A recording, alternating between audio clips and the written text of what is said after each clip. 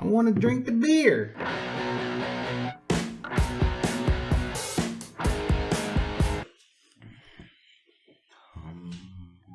Welcome back to the Banter Bar.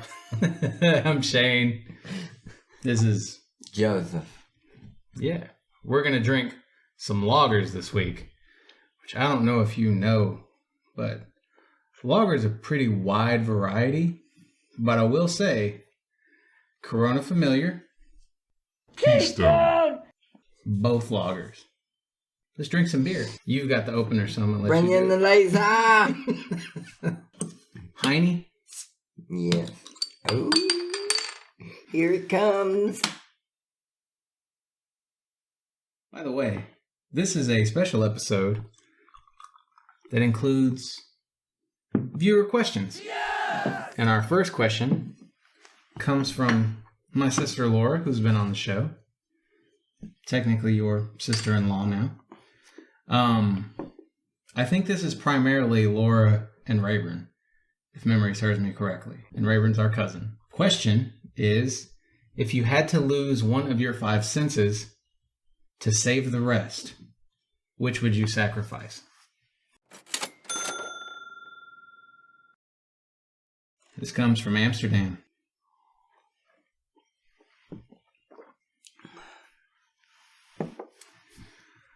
Oh, fucking A.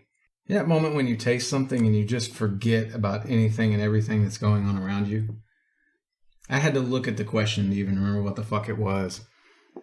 Yeah, that's the experience I'm having with this beer. What about you? Good. It is great. 7 on that one. Smooth 10, dude. Yep. I would never have thought it years ago. Smooth as fucking 10. Don't go for the non-alcoholic. Well, the non-alcoholic's alright, actually. It's the light. Heineken Light. Don't even put fucking Heineken on that bottle, because it's a shame by way of comparison to this. So lose one of your 5 senses. Save the rest. Taste. Taste? Okay. Do you expect to lose taste? Have you just already acclimated yourself to... What's the reasoning? Reasoning is I was going to go with smell, because I was like, obviously I'm not going to lose my sight. Don't want to lose my feeling, you know? Yeah. I don't want to lose my hearing.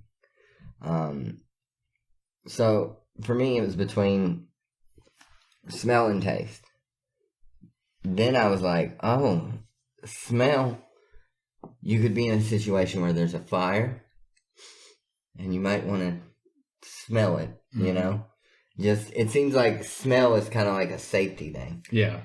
Taste. It's really closely linked to taste, too, Yeah. I think, right? Taste, not so much. I think, obviously, it would suck, but you could still eat. You could still drink. You just wouldn't taste anything. Fair point. Hadn't thought about it. Might be good, too. If you're trying to, like, lose weight, because you don't want to eat things that taste good. But I think your head's still going to think, this tastes this way, so you eat it, you know? Yeah, probably. This one's tough. I actually get really confused when we talk about the 5 senses, because I know there are more than 5 senses now. Couldn't tell you what they are. It's like sense of balance. We don't normally consider that sort of thing. 6 is when you see dead people.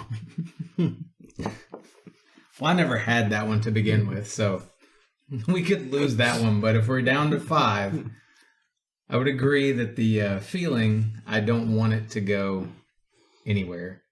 But where I disagree with you, smell's probably going to be second in line for me, man. I'm big on the sense of things. Like they really add to the experience of just about everything for me. So I hadn't thought about anything else. Well, I mean, like, don't take my sense of smell. The only thing left really is taste, eyes, hearing. See, and if you lose hearing, then I can't hear music either. Yeah.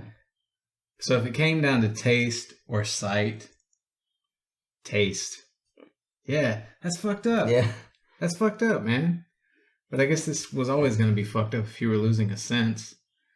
Where did your mind go, by the way, when you were thinking about losing your sense of feeling?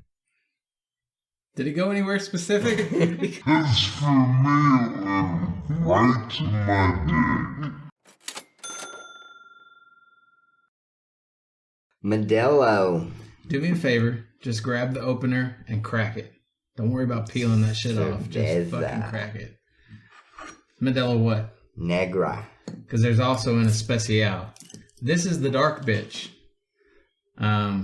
Touted as a Mexican beer, I think the recipe actually was bought from some Germans.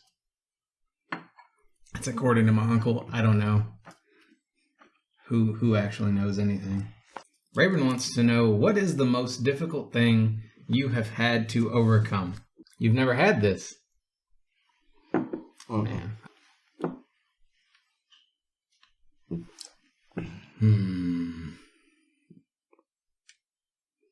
That has like absolutely no taste. Really? I don't know if I lost my taste. Yeah. You talked shit and there it went. It's gone. Oh my god. That's a 10. I can't taste it. It's a fucking 10. I'm saying, dude, I could get fucking lit on this. It is. There's like, it's not a big, huge taste, and it's smooth. There's nothing that punches you. It is very, very smooth. I will say a 9. So the most difficult thing you've had to overcome, Joseph. Dude, that is crazy. Telling you, I could just drink that whole bottle.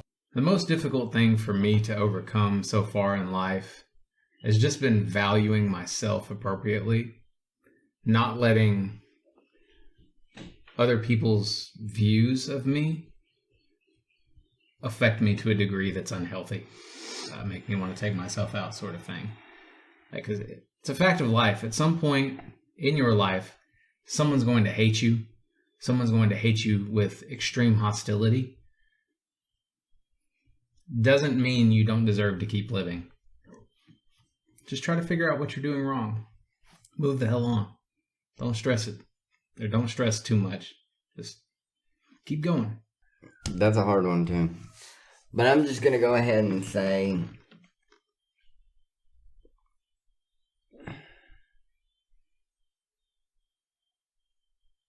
death. People around me dying. Okay. Having to overcome that fear. I want to move on to this next beer. The Montucky Cold Snack. It's the first time I had this, I was really drunk at an arcade bar. You ever been to one of those things? No. Some arcade games and alcohol doesn't seem like a good mix. It was great. Like skee ball. They have food. That would be funny. Could get dangerous. Accidentally throw your beer. Laura asks, name a characteristic that you have that is typically defined as a feminine one by society. It's got a slight feeling of like an ice house beer, something that's been freeze distilled. Makes it feel like it's just slightly thicker, a little more flavorful. Yeah. Give it an 8. 5. So what do you do that's feminine? What do you do that's feminine? All kinds of things. I cry a lot. Is that... Because I know that society would define men as not supposed to cry. It's not like I cry a lot. I don't actually do that anymore. I used to fucking cry a lot. And when I had the kid in the beginning, I fucking bawled like an idiot all the time, just like Al, apparently. Like every little thing, he'd wake up and I'd be like, oh my God, he's awake. Yeah, I mean, I don't view crying as feminine, I guess. I don't. But it says by society. Yeah, I know. And that's tough because I feel like that's changing every day. Yeah. In a good way. But what about the world you came up in? Like, what do you think about yourself, who you are now, that probably wouldn't have been accepted when you were young? Because we were not born into a world that thought hey, if you have a dick between your legs, some balls, go ahead and call yourself a girl. It's okay. That was not the world we were born into. No. I definitely did way more shit when I was younger that was considered feminine. So you've stopped now. Today. Well, doing those things, yes. That's none of my business. Like, well, no, it was just like my ears pierced. Like, people were like, no. Oh, okay. No, that's girls, you know. Or, painting my nails. That was girly, you know. I did the eyeliner thing for a while. Yeah. I think I even wore black lipstick at points. I always thought about doing the eyeliner thing, man. I remember seeing Rob Thomas when Matchbox 20 got big for the first time and thinking, he's onto something. I mean, I grew up in a house full of women, so I knew it made their eyes just pop. So Yeah. But I never went there. But I mean, today, I mean,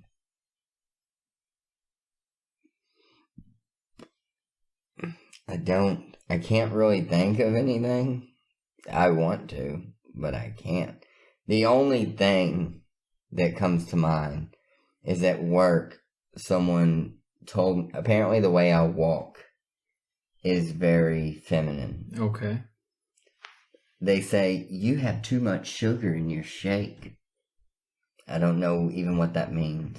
You're that sounds kind of... You're getting that input from people who don't want any sugar in their shakes. You know what I mean? Like on that scale of 1 to 7 or 0 to 7 or whatever, they want them at a 1 or a 0. Yeah, like apparently it went around at work. He was like, one of the engineers was talking about, you got too much sugar in your shake. And just, I was like, what are you talking about? He's like, the way you walk, you swing your hips. It's like, what? I remember it being a really big deal at some point that I actually take care of myself in the bathroom. Like I don't just use soap for everything or, you know, a combination shampoo, conditioner sort of thing. I have face wash. I have face lotion. I wear colognes. I've got, you know, exfoliants. You can't tell right now. Yeah. What they used to call it, metrosexual. Wasn't that the big term? That's what I used to hear a lot. Yeah. But, you know, you learn growing up in a house full of women who don't have to care about what society thinks about their hygiene products. You get to try them out. It's not like there was a dude in the bathroom with me all the time going, hey, dude, you better stop. You better stop right now. Don't you touch that T-gel. You put that shit in your hair, man, it's going to fall out. You're never going to have a big dick. It's just never going to happen, bro. Stop.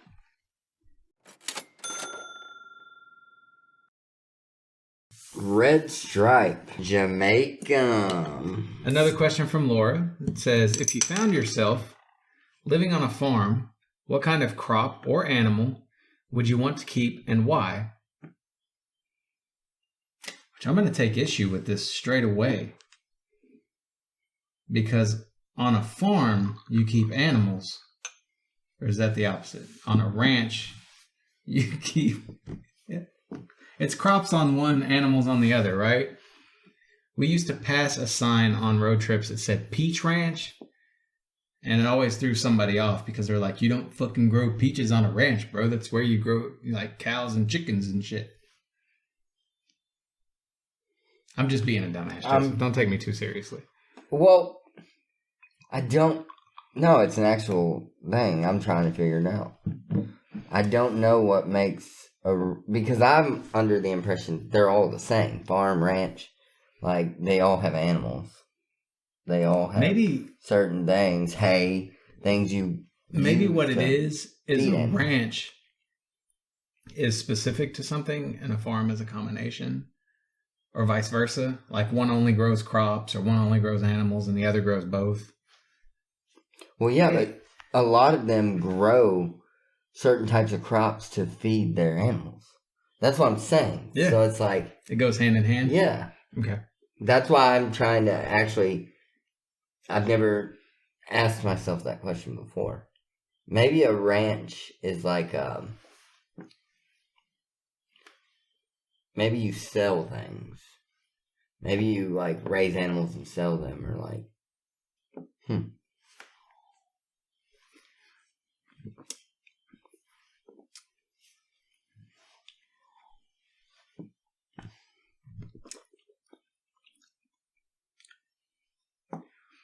4.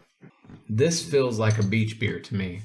I could actually see, it doesn't have to be a beach. It could be just about anywhere. It's an 8, and I could drink a whole fucking 6-pack of this, dude.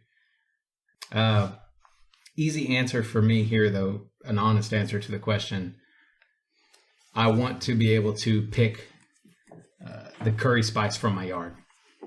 I don't remember if it's a tree or a plant or whatever it is, but that's what I want. I hear fresh that is phenomenal. I'd say cows.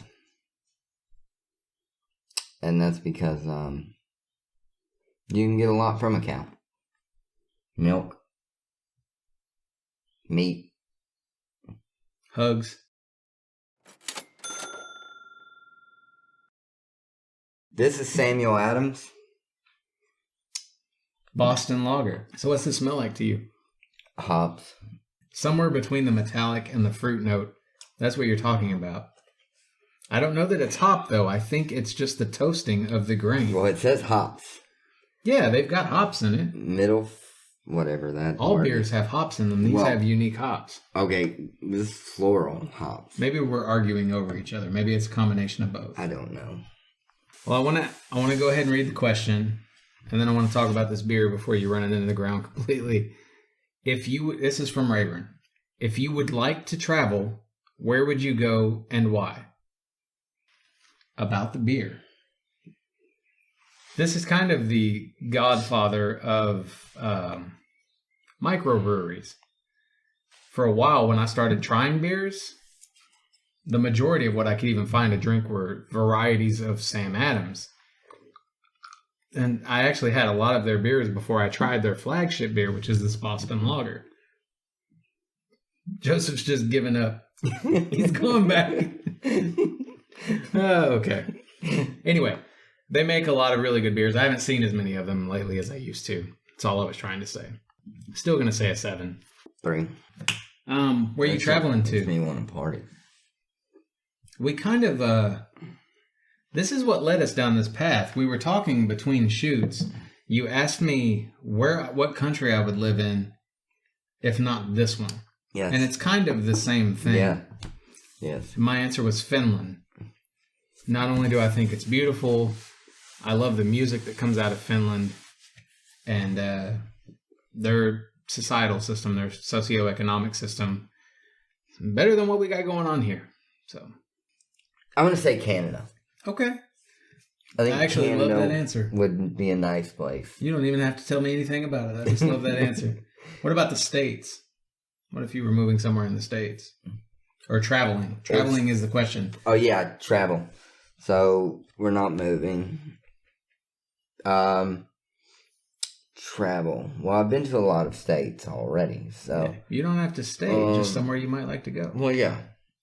For me, just while we're here... Yeah, go ahead. It's Idaho. I mean, it's just always where I want to go. It's the most beautiful place I know of, and that's where some of my family that I miss constantly is. So, I mean, really, I'd like to go somewhere cold. Okay. That's like, dude, that's like my... I always tell Katie that. Like, I want to be... One Christmas, I want to Home Alone it. Dude, just go somewhere where I'm snowed in for like a week. Where I look outside and it's like 1.5 feet of snow. Our last beer is Tsingtao. Okay. So gentle. The scent. Alright, the question is from Laura. Best memory together. That's why you gave me that look. I'm gonna give that one an 8. I'd be interested in trying it with lime though. Okay. This has actually warmed up a little bit. I would say a 7. at the temperature that I've got it at, but I'm telling you, there's nothing quite like you get your beer when you're getting your miso soup and before the sushi comes out, and you've got this combination of a really hot, just soothing soup, and then you've got this cold-ass Tsingtao on top of it. It's perfection.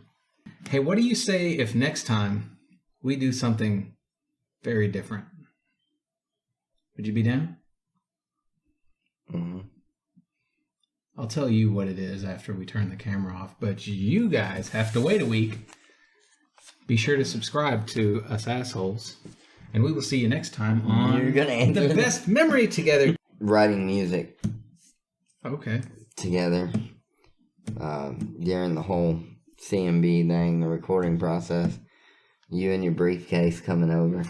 Always with the briefcase, man. Would it have even been memorable if I didn't have a briefcase?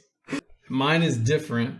I do love that moment in time. Those memories were great. But if I have to go with something specific, I don't know what it is. We were moving my mom and the girls out of that apartment in Richardson to wherever it was they were going. We got all that stuff put in the truck, and we started driving the truck to the new place, and Shine by Collective Soul came on. And I already had a really good experience with that being played live at my first concert, and it just changed the mood. You know, it was good. But something about that, I think Harold and Kumar was big at the time, and they had that singing scene in the car. You know what I'm talking about? Oh, yeah. And it was one of those, like... Makes you want to turn around? We were really fucking into Shine on that drive, and that stands out in my memory banks. So, yeah. Anyway, like I was saying, we'll see you next week on the Banter Bar. Goodbye. Spirit fingers. I guess we'll see you next time. On the Banter Bar.